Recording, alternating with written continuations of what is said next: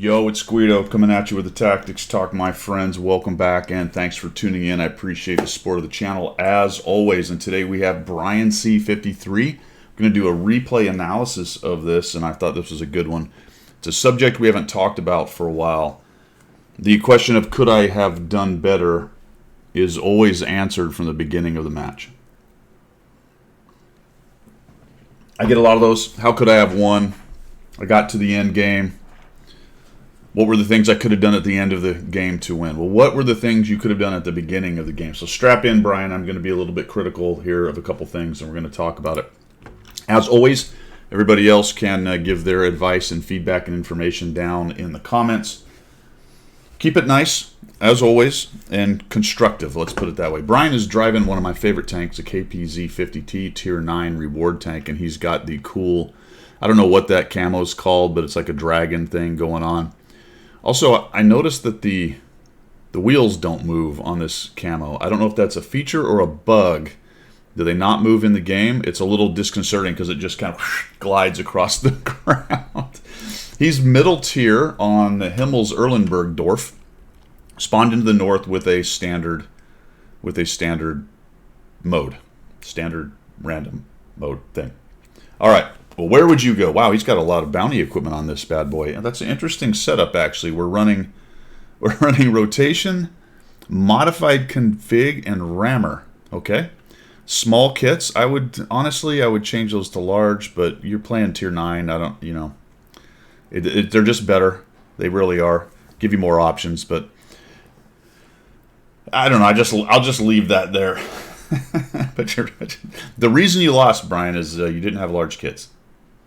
No, that's not even close to true. All right. So we spawned into the north. Where do you go in a KPZ? It's a medium. We have some heavy hitters. We got an E100. We got a Kron. T95. I don't think the middle is the place for him to go. I don't think. I'm going to go over a couple of things he sent me, and we'll talk about them as we go as I can remember them. But I do want to hit the last three things he said. I put myself in a position to win, but RNG and not having heat left at the end pushed the game to a draw. Okay. But did I need to be in that position 1v3? Great question. Could I have done more? Another great question. I'm proud I didn't give up and was creative. I would agree with that. You did not give up. But let's talk about initial positioning in the matches here. We're just going to speed this up. Talk about initial positioning and reacting to the mid-game and then to the late game. I don't know if it's even I know, after having done this for so long and seeing so many replays, in general, the answer to could I have done better, how could I have won that battle at the end, is there were mistakes made in the beginning. A bad trade, bad positioning, bad response to the match, things like that. And even if it wasn't bad, perhaps not optimal is another way to put it. Sometimes it's a good idea executed incorrectly. Sometimes it's the wrong idea just to begin with. So these are all the questions, right? What was my decision? Once I made that decision, how did I execute that decision? What were the results? And then what was my follow-on move after that? I'm saying that as we go because filling in time as we hang out in the back. All right, let's just pause it here because I want to talk about this. For the first 3 minutes, I do nothing. Here's why. On Erlenberg, as the North team, I feel that someone has to be on the 1-2 line. Sniper from B2. Well, that's very specific. B2, okay? 0 TDs come 1-2 line. I mentioned this in chat, so I fill that role. No one pokes, and I get no shots, but I don't think it was a bad play. All right, well, I disagree. I think it was not good. I don't think that just because we look at a map and say that usually someone goes here, that means then you have to fill that role. It's not a bad idea. It is nice to have support there. If they do push the castle, it's nice to have guys back there. But as a medium, especially this medium with a pretty good turret, good gun depression, nice mobility, nice little gun. Actually, you mentioned it, but the gun is a little trollish and likes to be a little closer. I think the castle was your spot to go. If it got dicey or they were pushing hard, you would have an option potentially to run away and get back here and be the sniper. So I kind of disagree, but I would also say that it's not a terribly bad thought, and if nothing happens, then let's go do something else, okay? So you've said for the first 3 minutes. We're getting on to about the first 2 minutes. We knocked down some things. We're sort of, I thought, thinking about coming up. And then we got a Skoda and an RPZ or a KPZ. We got a bunch of TDs over on the 0 line. There's a Scorpion over in the... That's an odd space for a Scorpion. That's not a great spot for a Scorpion, guys. What that Scorpion's doing over there, just as a sidebar, you can sneak into that little low spot there, but you got to have a turret. Otherwise, every time you poke up, this Mod 1 is going to just trash you. Now, the Mod 1 is exposed to the Scorpion. We'll see how many hits he takes. So we move forward, and then we kind of back up. And now we are well and truly at about minute 2. What has not happened for our hero today so far? What has not happened is the left mouse button has not been engaged. I don't know what this is, to be quite honest, Brian. I don't know why we're falling all the way back here. Meanwhile, your team is down 2,144 hit points that you're aware of. Could be less. You know, they could have taken hit points from people outside of your draw distance there. And we're just kind of chilling out. Chilling out and hanging out. We're at 2.5 minutes. Says it takes 4 minutes to get my first damage. The Kron pushes the 1-2, but I don't follow. And he comments this. He does. I'm not certain of the decision. Let's get to that then as we're talking. We're getting on to 3 minutes. And we're just chilling. So, I would say your initial positioning and failure to get your gun going and get some damage is definitely not helping your team, and it is absolutely contributing to the situation that happens towards the end. Does that mean you have to rush forward, go into the city and brawl with a Kron and a U100 and a 277 and a ST1 and a T95, it appears as well? No, absolutely not. What it does mean is you need to get to a position where you can get shots. I think on this one, it's up at the castle to start getting shots into the side to support the Kron, support the T54 Mod 1. They aren't pushing. And even if we came back here with your initial assessment that somebody needs to be back there, which I don't necessarily agree with, but okay, it's not a bad position. If nobody from the purple team pushes, then we've stayed back here way, way, way too long. Okay? And you've assessed that based on what you said, but we're not reacting to it. Okay? Of course, that's all hindsight. When we look at it, send a note to Guido, say the things that we were thinking as we were playing the game. It's the same thing I do when I sort of debrief what I've been doing in a game. It's nice at 1G after the match to look at it and go, well, I should have done that, and things are a little bit clearer potentially. Now we finally move up. The thing is with Unicums and Super Unicums, it looks like often that they're doing things like you were doing there, which is kind of hang back, look for sniper shots, fill in important positions, do all that stuff. The difference is that their gun is always going. There's a purpose to it, and they react much faster than we do. You're hasty with those. You do mention that the heat shell or the gun was trolling you a little bit. You look like you're a person who's happy to shoot a little bit further out with zoom. On situations like this, I really like to get in close to my work here with the zoom and kind of pick the spot that I'm trying to go for. That is really to taste. Some people are really good at doing what you're doing right there, but I just feel like it lets me kind of fine-tune what I'm doing with the shots. Nicely done there. You got it fully zoomed in, sat on that guy while you reloaded, and we get a shot on the ST1. So now, all right, great, we're into the game. We got 290 damage. Okay. Now, you do mention several times the gun trolls you. Agreed, dispersion / RNG, dispersion for the shot, RNG for the pen, the damage, all that stuff. It's just something we all have to deal with. I don't generally blame things on that. You will hear me talk about it and whine about it on stream. Sometimes it is, I mean, you get to the last shot and you leave a guy in 1 hit point and he kills you. You basically did everything you could, and again, let's just dispense with the rest of the particular hypothetical game I'm talking about, all right? Let's just say you played the perfect game somehow, and the other guy played the perfect game somehow, and you both ended up at the end, and you got the shot off first, but you left them on 1 hit point and you low rolled. Okay, well, there you go. There's an example where RNG absolutely has a say in what just happened, all right? All right, back to the game. Point of all that blabbering was that the Super Unicums do a similar thing in that they fill in roles where they need to be, they go where they need to be, but they're close enough to get shots. All right, so I think the castle was your place to beat. Get up there, get shots much earlier. All right, this was interesting to me because we're on a reposition. We get to the point where you say, I focus on the city, Gun trolls me. We discussed that. Could have done better. My timing on looking across the town center, 10-minute mark, 5 into battle is a little off. I would agree you should have been up there much earlier, actually. When I finally zero on the VK, I take a bad trade. I think, no, we haven't done that yet, so we're about to get that. Let's talk about this particular little situation right here. I like the move because you can get shots down in there if they start to move into that center little square right there. And it looks like they're starting to get an advantage in thinking about that. I would say right here, it was time to think about getting in closer into the city and starting to support your guys. I would not have entered into the city necessarily, but I'd have got over here and start looking for shots on the ST1, try to clear out the dudes that are over here, and see if I couldn't support the city a little bit more.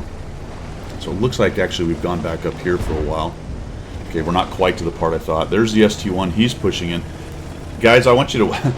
The old TNH didn't do a whole lot of damage, but he sure was a thorn in their side for a long time. He was keeping them lit, keeping them honest, keeping them busy. All right, now we find this guy. Let's talk about the aiming on this. Once again, if you zoom in a little bit more, you're going to get a much better shot. Right now, you're sort of at the top. Yeah. You were aiming at the top or right at the crease. You could have come down a little bit lower and given your dispersion a little bit more room to work with as far as the center of the pipper. The other option on a VK168 with the amount of pen your heat has is these big flat faces on the turret. Okay, it's about the same amount of real estate. There is a bit of an angle though on that front section there, and he was poking or pointing more or less right at you with the turret. So some things to think about on aiming. There's also the big hatch, but the hatch looks to be less area than say this triangle of the face. Just some things to think about. Okay, so we do that. Come out.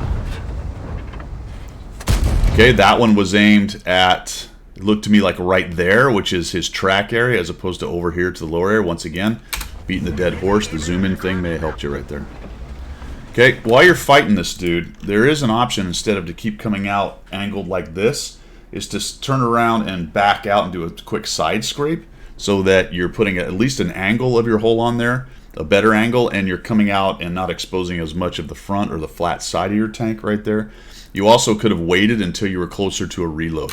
There's another option to potentially try to bait him for a bad shot. We finally kind of go, okay, yes, there we go, the flat part of the turret, and we get rid of him.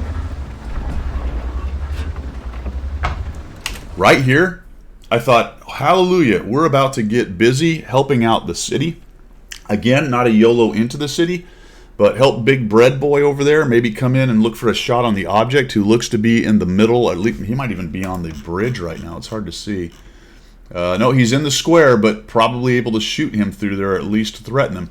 Maybe even move up into these buildings right here and try to get some shots potentially. Watching for the Kron to peek over, do something silly. Also, maybe even move over here into the city and try to catch them if they start to push. All kinds of options right here. I thought, all right, maybe we're going to get this going. Do have to be careful. We don't want to eat a E100. Then I see the Progetto going. I'm like, oh, they're going to be a team. And then this, I'm going to be honest with you, this particular move is inexplicable to me. I have a hard time wrapping my mind around exactly what we're thinking. Based on what you said, when they push through the city at the 9-minute mark, which is where we are, and we're down by a tank, I decide I need to pull back. I was worried about the Type 61 flanking. We're losing the 9-0 line, and we're down 2K. I think good decision. I take the position I do near cap. Okay, we'll get to that.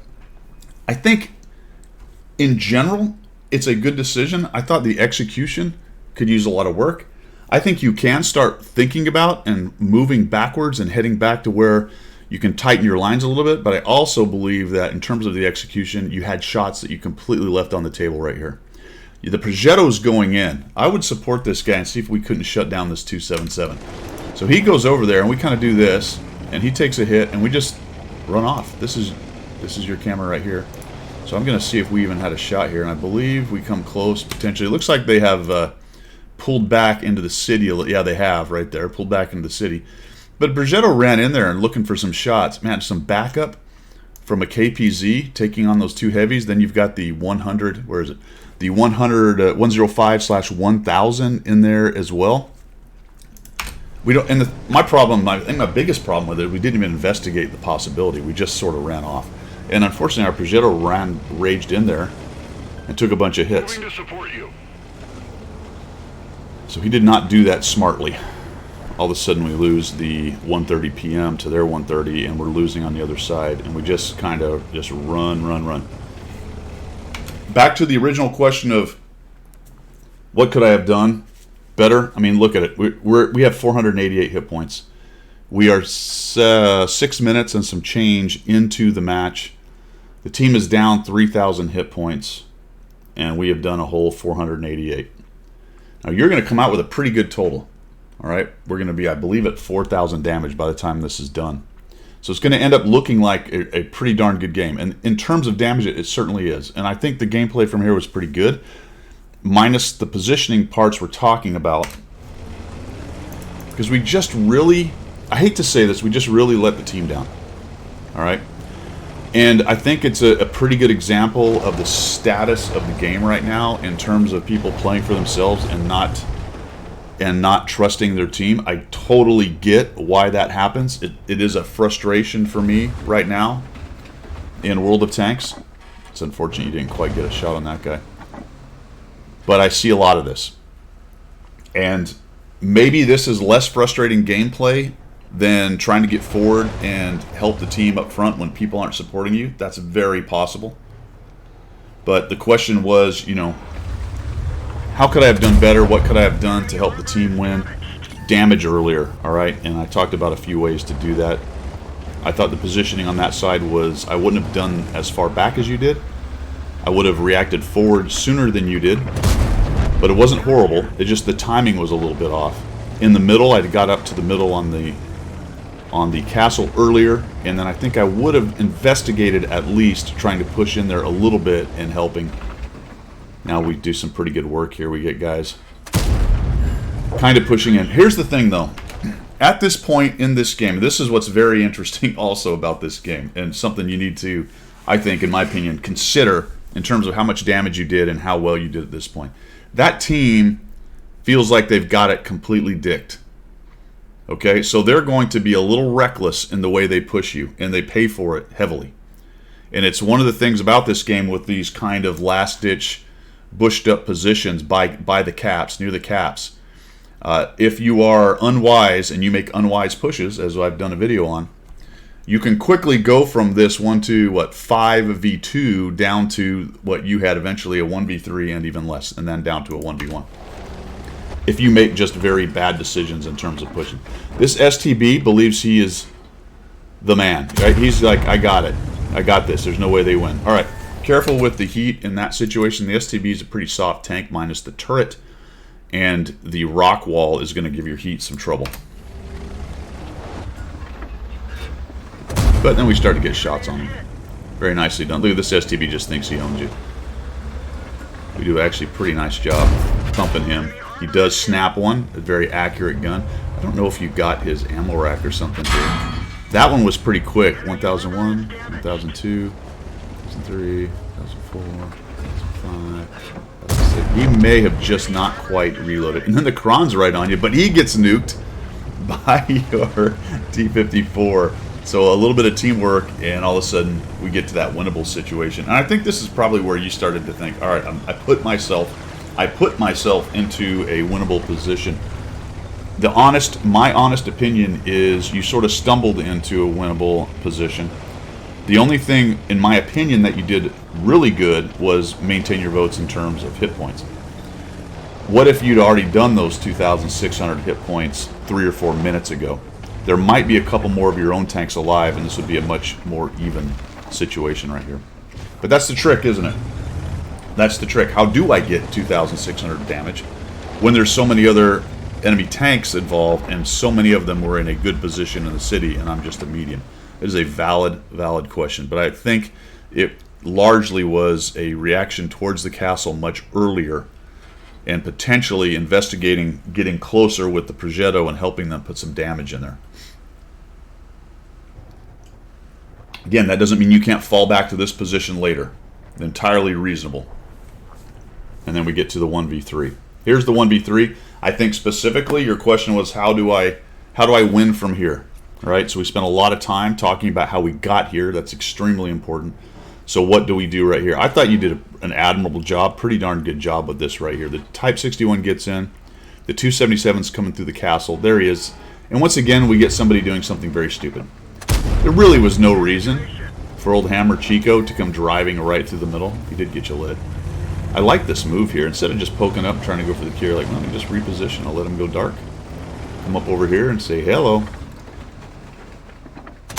Nice. I think my zoom in advice applies there as well. I just try to get a better shot out of it. Nicely done baiting the shot. That was good as far as aiming goes, and we shut down the 277 being a buffoon. That's what I was talking about earlier. You get to these situations and people just blow it. They do things like pushing solo across. I think he probably thought he had buddies that were going to get sniper shots, but you're in a really good position right here. And then the E100 gets spotted. He's coming around here. You're going to do something. I actually learned something here. Since I don't find myself in this position a whole lot back here. That was a nice shot, by the way. Well done. And that's where that technique you have pays off, because I spend time zooming in and looking for shots. You just had a really nice finesse on putting that pipper right on that guy. And then this is the part I'm talking about. I guess I sort of knew this was possible, but I don't know how many times I've seen it done, and I don't know if I would have thought about it right here, to be honest. I think I would have considered this terrain impassable, and I'd have had to push maybe and try to sneak a shot on the type and hope the E100 missed me. Because the last thing you want to do is get sandwiched between these two. All right, let's talk about this right here. I think you had a really good opportunity to get rid of the type much earlier, but you sort of take a weird route. I think I would have gone right up and over and tried to sneak on him so that my appearance was a surprise and I got a shot off. Unfortunately, you get a little light right there on him. I think we're just trying to sneak one on his turret. And then we got the E100 coming, and now we got the sandwich. Gonna back out using that. This guy just makes a huge mistake. We really just finessed another shot on that guy. So let me just make another small point here. You did mention that RNG and dispersion trolled you. Well, not there. You just had a couple really good shots where RNG and dispersion did not troll you. I just throw that out for consideration. And then you're going to use an escape route here, which I thought was good. I think a lot of people would have made their last stand here and hoped that maybe somehow they got 2 or 3 shots on the E100 and pinned him without him shooting HE or something, or just plain old pinning through our turret. And we just run away. I'm going to go ahead and speed this up because it takes a while for you to go around and go all the way through here. Come around. All right. We have time. There's 2 minutes and a half. We don't have a whole lot of time, but we have some time. And his cap is only down to 116. We're going to come around this way. We do a nice job finding this dude. There he is. All right, there's a possibility here, potentially, of using this bush a little bit better, but I don't know. We're actually around it just to get the shot, so this is my question. Okay, so there is like wood or something in the way, and that looks like the back of his turret. That's another reason I zoom in, to see exactly what I'm dealing with. No, it's actually the side of his turret. All right. Oh, he moves out. Moves out and gives us a hand. Nice. Well done. That gets us lit, I believe. Nope, it did not. I thought it did. Did I miss that? Maybe I missed it. He certainly knows which direction the shot came from, depending on whether he has turned that particular option on. This was a bit of a long route for me. I know why you did it, but I maybe would have tried to get right on the edge of spotting and tried to find him. I don't know if you have enough camo. I think you probably do, to just work the edge of the ring. Come around this way. We're going to speed this up. Come all the way down here. We have 56 seconds. All right, there we go. So now we've got this dude. Once again, zooming wise, what do we got? That's why I do it as well. I highlight and go, what do we got? We got a dead tank there in the way. Oh, wow, we got a shot on his lower plate. All right. No? Okay. What do we got? Oof. All right, bummer. He's spinning around. I think there was an option here, once you fired, to come all the way around to potentially this area over here and make his hiding a little more difficult, although you would want to be careful about not covering him up with this particular building right here. So dudes are working around, trying to get away from you. Let's investigate possible shots. So lower plate, potentially. Okay. Looks like that's what you're going for. Just didn't work out. Dude's running around. I think we actually switched to HE just to get a reset. I think that's not a bad idea. Oh boy, that is a bummer. Screen not penetrated. He actually disappears behind the rock, so you do a nice job coming out here and looking for him. There we go. So we got this dude knocked down a tree. All right, that's the reset. We got 19 seconds. We just need 2 shots, right? 2 shots. He's tracked. All right. That's probably not great because of the angle, so maybe right up underneath this wheel right here with your APCR and try to get up under the armor into his hole. See what we can do here. Maybe we can get that done. Ooh, all right. So he turned just enough to make that angle really bad for you. So as he turns towards you, potentially going after the lower plate, and I think we might actually get a shot on his lower plate. There we go. But that's a bummer. We're down to 1 second. We actually get lit there.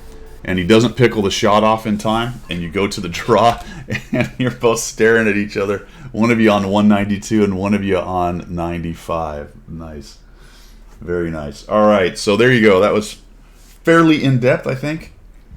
Going over really, the honest truth, in my opinion, the reason you got to that situation is, and had to have such heroics at the end, which it was actually pretty good gameplay. Talked about a few things you could probably improve or consider anyway. Is that you simply didn't do anything for 5 minutes. I mean, it's a game of time. It is who can reduce the enemy's hit points faster, and then an advantage is gained as guns and hit points go away, and the earlier that happens, the better that is. You were able to kind of stave that off by holding your hit points towards the end, but they made very bad decisions on pushing you and gave you a lot of hit points they didn't have to give you. If they'd have come around the edges a little bit, instead of 2 of them just drove right through the middle, for goodness sake, you'd have had a much harder time coming up with 4,334 damage and 490 assist.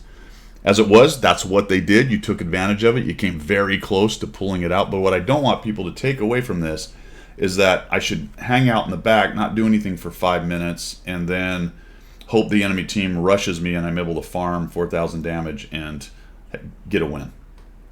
All right? This looks like something a Super Unicum would do. And the end game was kind of at that level. Howsomever, the first and middle part wasn't. You know what I'm saying? All right, let me know what you guys think down below. Again, keep it civil, keep it constructive. There was a lot of goodness in there for sure, a lot of goodness. It was very close, man. You almost got that E100. All right, that is all I've got for today. Thanks for tuning in. We will see ya.